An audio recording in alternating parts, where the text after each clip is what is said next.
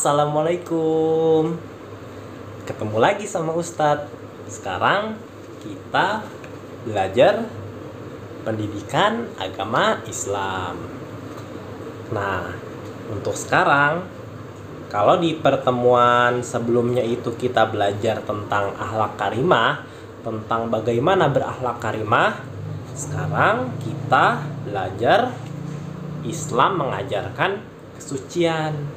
Jadi kita belajar tentang pentingnya bersuci, tentang bersih dan sehat.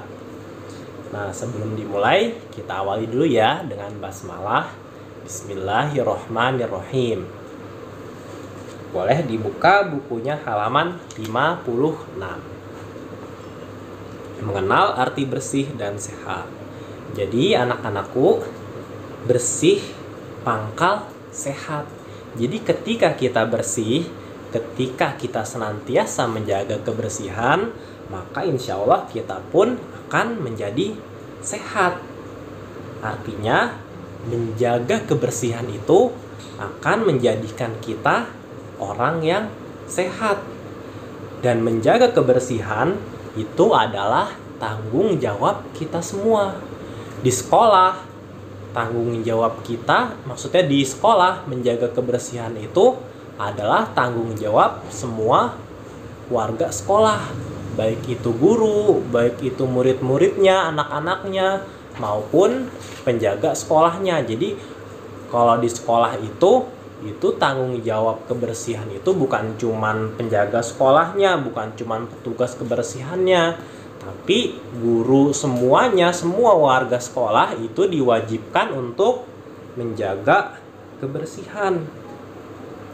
Dan kita sebagai seorang muslim itu diharuskan untuk menjaga kebersihan.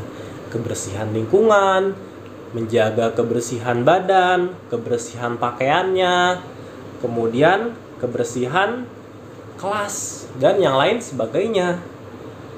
Termasuk juga menjaga kebersihan tempat ibadah kita, masjid yang biasa kita gunakan untuk sholat duha, untuk sholat zuhur atau sholat Jumat. Nah, pakaian yang bersih ataupun badan yang bersih itu akan menjadikan kita bebas kotoran, akan menjadikan kita terlindung dari kuman, kotoran, dan penyakit. Oleh karena itu, karena kita sebagai umat muslim, kita sebagai anak soleh, itu harus menjaga kebersihan. Harus menjaga kebersihan lingkungan, kebersihan pakaian kita, kebersihan anggota tubuh kita, dan yang lain sebagainya. Oke, sekarang Ustadz ingin mengajarkan tentang tata cara wudhu yang baik dan benar. Karena yang namanya wudhu itu merupakan salah satu syarat sahnya sholat.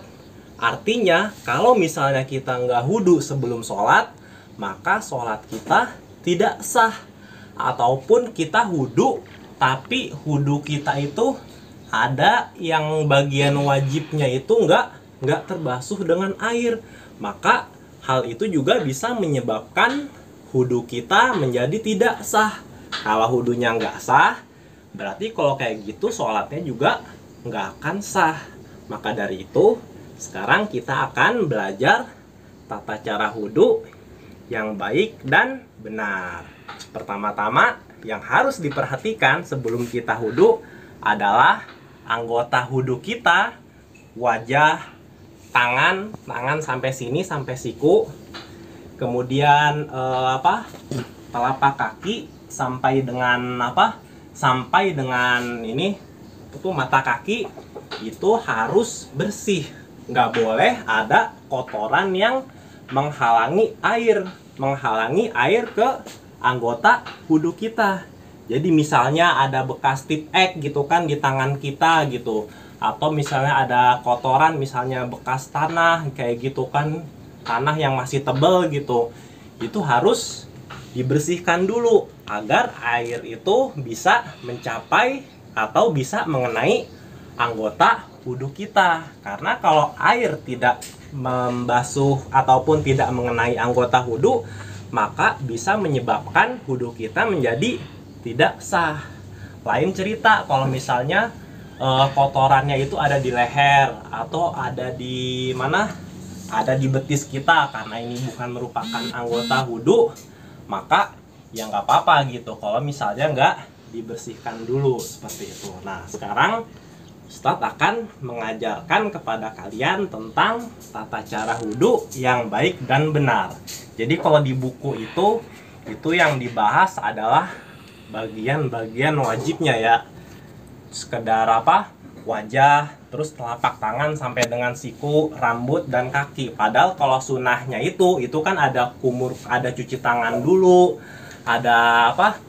Ada kumur-kumur dulu, terus ada istinsyak, ada istinsar gitu kan. Istinsyak itu memasukkan air ke dalam apa? Ke dalam lubang hidung, kemudian istinsar itu berarti mengeluarkan air dari lubang hidung. Itu juga merupakan sunnah gitu, sangat dianjurkan walaupun ya gak wajib gitu. Jadi di sini Ustadz akan mengajarkan rukun-rukun dari wudhu. Disimak ya baik-baik ya. Jadi yang pertama adalah menyalakan keran. Nah, air yang kita nyalakan itu nggak boleh mubazir, harus hemat, nggak boleh dinyalakan besar-besar, secukupnya aja. Ambil air, kemudian dibasuh ke seluruh wajah.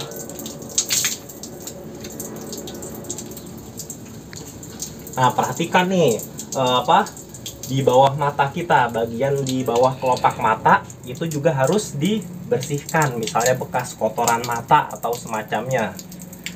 Kemudian setelah itu membasuh telapak tangan dari ujung jari sampai dengan siku. Itu harus basah semua. Nih, siku, bagian siku sini itu harus terbasuh. Nah, jangan lupa sela-sela jari kita harus dibasuh juga, harus terkena air. Jangan sampai sela-sela jari kita itu nggak dibasuh ataupun kering dari air wudhu. Kemudian kan tadi harus dari yang kanan dulu ya, sekarang yang bagian kiri. Dari ujung jari sampai dengan siku.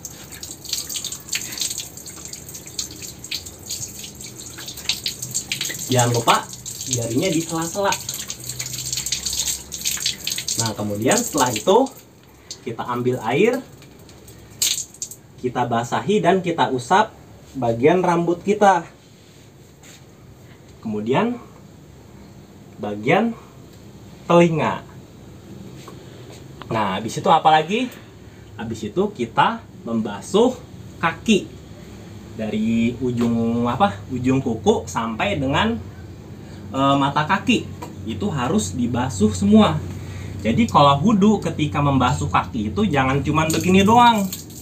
Kalau begini kadang-kadang bagian bawah kaki kita itu nggak terbasuh dengan air wudhu, atau lipatan-lipatan ataupun sela-sela kaki kita itu masih banyak yang kering atau nggak terbasuh dengan air wudhu, yang bisa menyebabkan wudhu kita menjadi tidak sah. Maka ketika kita membasuh kedua telapak kaki kita, diawali dengan kaki kanan dulu kan, itu harus dibasuh secara menyeluruh, termasuk sela-sela kaki kita. Bagian bawahnya nih. Nah, sekarang kaki yang kanan. Jadi bawah kaki itu harus terbasuh, kemudian sela-sela kaki.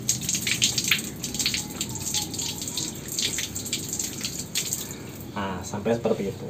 Dan setiap anggota wudhu itu disunahkan untuk dibasuh sebanyak 3 kali, walaupun 1 kali juga boleh gitu, tapi disunahkan sebanyak 3 kali. Kemudian setelah itu kita membaca doa setelah kita selesai wudhu.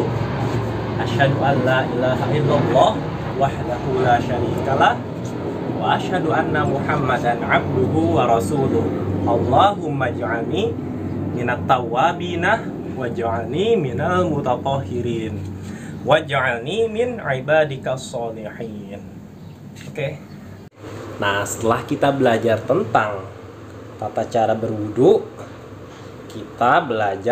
sekarang kita lanjutkan belajar tentang tayamum.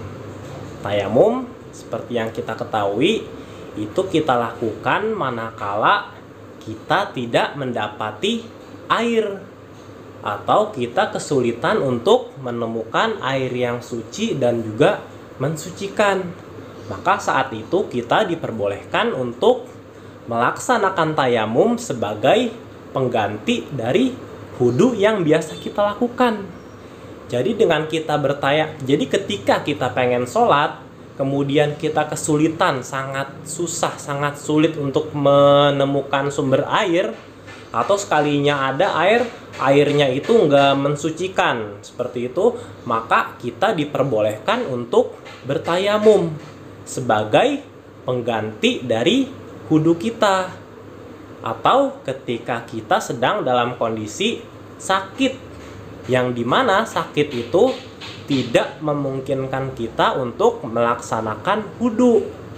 Jadi misalnya kita sakit gitu kan, kalau kita wudu nanti sakitnya bakalan tambah parah gitu. Atau misalnya kalau kita kita wudu dengan air, maka itu bisa menyebabkan penyakit kita itu makin sakit, seperti itu. Maka dalam kondisi tersebut kita diperbolehkan untuk bertayamum sebagai pengganti wudu.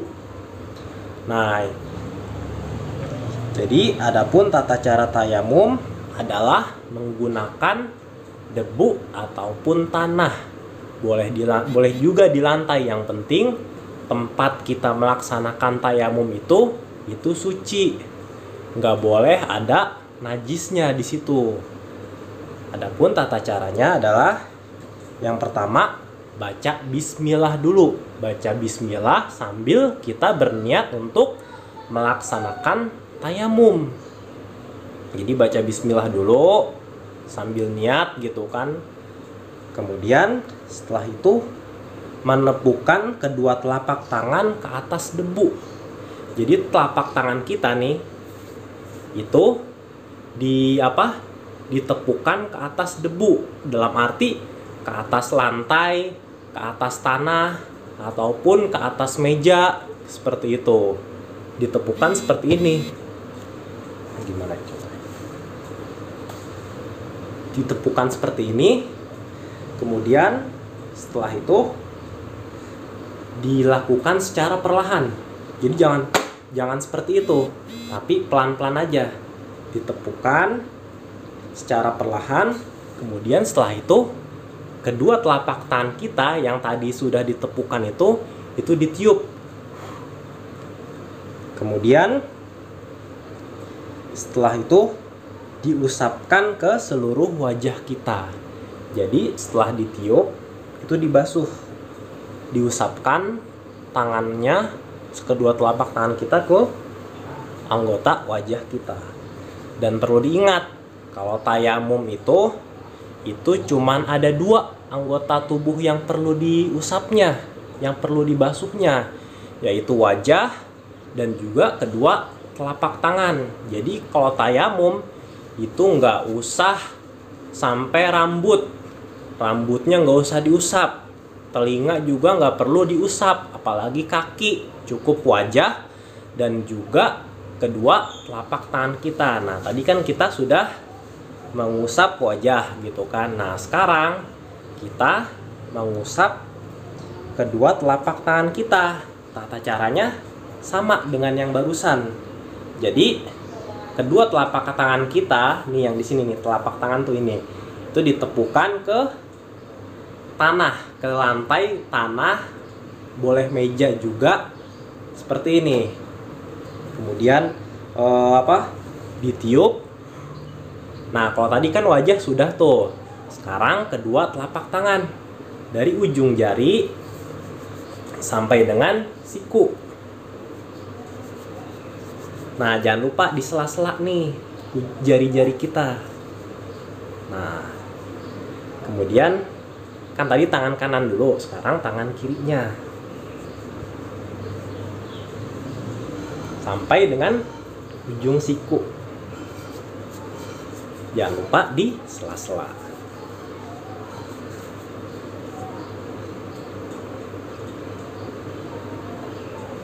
Jadi yang perlu diperhatikan, harus diawali dengan tangan kanan terlebih dahulu.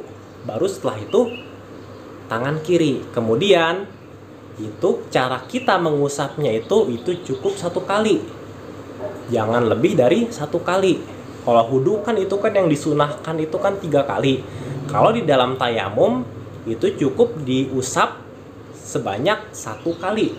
Wajah 1 kali, kemudian telapak tangan yang kanan 1 kali, yang kiri 1 kali. Nah, adapun dalam tayamum itu ada yang perlu diperhatikan lagi. Kalau misalnya tayamum itu kita lakukan ketika tidak ada air, misalnya kita mau sholat gitu kan, kita nyari air nggak ada, susah gitu, akhirnya kita tayamum. Kemudian setelah kita tayamum, ternyata kita menemukan sumber air yang suci dan juga mensucikan, maka saat itu kita harus bertayamum kalau misalnya belum sholat. Jadi misalnya kita maksudnya harus berwudu. Jadi misalnya kita udah selesai tayamum, ketika kita baru mau sholat gitu kan, maksudnya ketika kita mau sholat ternyata ada sumber air gitu, ada air, kita menemukan sumber air yang suci dan mensucikan, maka saat itu kita wajib berwudu. Jadi udah nggak boleh lagi kita tayamum seperti itu. Adapun perkara-perkara yang bisa membatalkan tayamum itu hampir sama dengan perkara-perkara yang bisa membatalkan wudhu, seperti misalnya kita buang angin, kemudian pipis, kemudian buang air besar, kemudian menyentuh kemaluan. Nah, itu juga merupakan perkara-perkara yang membatalkan tayamum dan juga membatalkan wudhu. Cuman kalau misalnya yang membatalkan tayamum itu adalah ketika kita kesulitan mencari air, kemudian kita tayamum, tapi setelah itu kita menemukan sumber air yang suci dan mensucikan, maka saat itu batalah tayamum kita, yang artinya kita harus wudu menggunakan air. Seperti itu. Setelah kita belajar tentang cara tayamum, kita belajar tentang tata cara mandi wajib atau mensucikan hadas besar. Jadi hadas besar itu adalah hadas yang mewajibkan kita atau mengharuskan kita untuk melaksanakan mandi wajib. Dan contoh dari hadas besar itu adalah ketika kita mengalami mimpi basah bagi laki-laki, dan juga ketika kita mengalami haid, atau setelah kita mengalami masa haid, maka kita harus mandi wajib atau mandi besar bagi perempuan. Nah, apabila seseorang mengalami hadas besar, maka dia wajib untuk mandi wajib. Dan cara mandi wajib itu berbeda dengan mandi biasa, karena ada beberapa ketentuan, ada beberapa cara yang harus diperhatikan agar mandi wajib yang kita lakukan itu sah atau diterima, sehingga menyebabkan ibadah kita, sholat kita itu juga sah. Karena kalau mandi wajib kita nggak sah, maka sholat kita pun juga bisa tidak sah. Seperti itu. Makanya penting bagi kita untuk mengetahui tata cara mandi wajib. Yang pertama, tata cara mandi wajib adalah membaca basmalah dan niat. Jadi kita ketika ingin mandi wajib, itu harus baca bismillah sambil berniat bahwa kita ingin melaksanakan mandi wajib atau mandi besar. Kemudian kita menyiramkan air ke seluruh tubuh. Jadi tubuh kita, anggota tubuh kita, dari kepala, dari ujung rambut sampai dengan ujung kaki itu harus disiram, harus dibasahi. Termasuk juga lipatan-lipatan di anggota tubuh kita, lipatan di ketiak, kemudian lipatan di di telinga, itu juga perlu dibasahi. Kemudian lipatan di leher juga nih, jangan lupa lehernya harus terbasahi dengan air, leher bagian depan, bagian samping, bagian belakang. Kemudian lubang dubur kita itu juga harus dibasahi, jangan sampai dilewatkan. Kemudian lipatan di belakang lutut kita, jadi lutut nih. Nah itu di belakang lutut itu juga kan ada lipatan, itu juga harus dibasahi dengan air. Kemudian setelah itu digosok-gosokkan anggota tubuh kita. Jadi selain dibasahi dengan air, itu harus digosok-gosok anggota tubuh kita agar air tersebut meresap ke dalam tubuh, sehingga kotoran-kotoran yang menempel itu bisa dihilangkan. Termasuk juga rambut, itu perlu digosok-gosokin. Dan juga kalau bisa itu menggunakan sabun dan juga sampo biar lebih bersih. Kemudian setelah itu kita menyiramkan air sekali lagi ke seluruh tubuh secara merata. Jadi air itu dari gayung, misalnya kita pakai gayung gitu, itu disiram lagi dari mulai ujung kepala sampai ujung kaki. Kemudian setelah itu baru kita wudu. Jadi setelah kita selesai menyiramkan dan juga membasuh anggota tubuh kita dan juga menggosok-gosokkan anggota tubuh kita, setelah itu diperintahkan untuk berwudu agar mandi wajibnya itu sempurna. Seperti itu. Mungkin itu yang bisa Ustaz sampaikan, semoga bermanfaat. Ditutup dengan alhamdulillah rabbil dan doa kafaratul majelis. Subhanakallahumma wa bihamdika asyhadu an la ilaha illa anta astaghfiruka wa atubu ilaik. Assalamualaikum warahmatullahi wabarakatuh.